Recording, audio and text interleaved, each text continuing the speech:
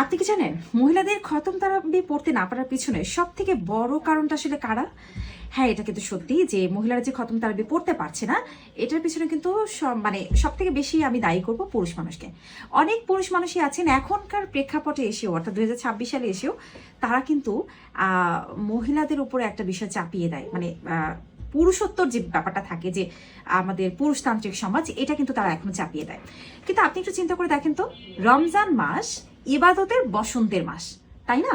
তো এই মাসটাতে আপনি একজন পুরুষ, আপনার যেমন খতম তারাবি পড়তে ইচ্ছা করে, মহিলাদেরও তো ইচ্ছা করে।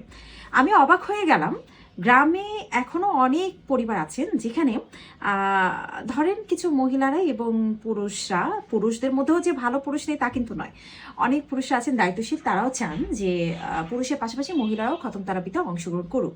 তো তারা সম্মিলিতভাবে যখন খতম তারাবির আয়োজন করলো, একটা বছর ঠিকঠাকভাবে দোতলায় হচ্ছে মহিলারা নামাজ পড়তেন এবং নিচতলায় হচ্ছে পুরুষরা। আর মাইকের ব্যবস্থা ছিল, খুব সুন্দরভাবে প্রতিধ্বনিত হতো, প্রত্যেকটা ঘরে যারা আছেন তারাও কিন্তু শুনতে পেত। তো এটা আসলে মানে খুবই একটা দারুণ পরিবেশ তৈরি হতো এবং মহিলারাও তৃপ্তি নিয়ে নামাজ পড়তে পারতো। হঠাৎ করে শুনলাম সেই মসজিদটাতে কিন্তু নামাজ পড়া বন্ধ হয়ে গেল। কেন বন্ধ হওয়ার কারণ ছিল, পুরুষরা বলেছিল যে উপরে যদি মহিলারা নামাজ পড়ে তাদের পায়ের নিচে আমরা নামাজ পড়তে পারবো না। যেখানে আমাদের ইসলাম কিন্তু মহিলাদের গুরুত্ব সব থেকে বেশি দিয়েছেন, সম্মান সব থেকে বেশি দিয়েছেন, অথচ কিছু পুরুষ তাদের এই যে কথার প্রেক্ষাপট যে যদি মহিলারা এখানে আসে তাহলে আমরা আর এই মসজিদে নামাজ পড়তে আসবো না। তো এই কথার পরিপ্রেক্ষিতে ওই মসজিদটাতে আজ 2 বছর, অর্থাৎ 2টা রমজান হয়ে গেল, কেউ কিন্তু আর নামাজ পড়ছে না। আমি যে কথাটা বলতে চাচ্ছিলাম, যারা আসলে পুরুষরা রয়েছেন, আপনারা চান যে আপনার স্ত্রী বা আপনার মেয়ে বা আপনার মা বা আপনার বোন তারাও তারাবির নামাজ পড়ুক, এই রমজান মাসে তারাও মন ভরে আল্লাহকে স্মরণ করুক।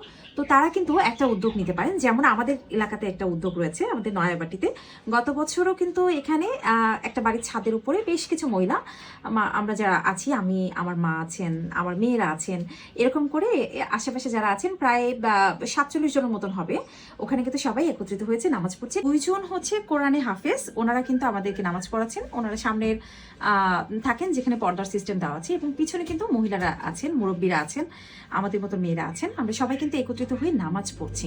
তো আসলে হয় কি, মানে অনেকেই তো অনেক রকম কথা বলবেন, কিন্তু মেইন কথা হচ্ছে সেটা হচ্ছে যে নামাজ কিন্তু সহি শুদ্ধভাবে পড়াটা, একজন হাফিজ যদি পড়ান বা একজন মাওলানা যদি পড়ান, ইমাম সাহেব, তার সাথে যদি নামাজ পড়ার ব্যবস্থা থাকে, তাহলে কিন্তু নামাজে ভুল ভ্রান্তি কম হয়, যেহেতু আমরা কিন্তু অতটা সহিশুদ্ধভাবে পড়তে পারি না।